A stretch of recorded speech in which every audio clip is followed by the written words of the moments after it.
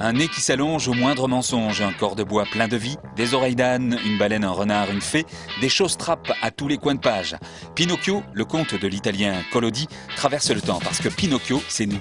Et Antonio Saura, le grand peintre du XXe siècle, à qui les abattoirs continuent de rendre hommage en 2009, l'illustra dans une série à travers laquelle il avoue avoir voulu restituer valeurs fondamentales et éclat à l'incertain, vague et indéchiffrable paradis de l'enfance. Il est très fidèle à la lecture du texte de Collodi, aux diverses interprétations qu'on en a faites, et il y ajoute évidemment, je dirais même pas sa part d'enfance, il y ajoute son attitude et son tempérament habituel face à la vie, face à la société, c'est-à-dire qu'il retrouve dans Pinocchio, dans le texte de Pinocchio, quelque chose d'à la fois dramatique et tragique, mais qu'évidemment il dépeint cette fois d'une façon apparemment plus enfantine.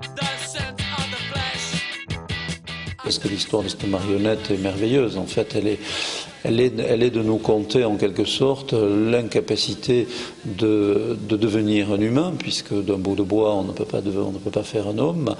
Mais dans cette métaphore, en quelque sorte, ce qu'il apparaît, c'est l'incapacité où nous sommes tous, enfants comme adultes d'ailleurs, à devenir des adultes et à supporter les terrifiantes dramaturgies de la vie.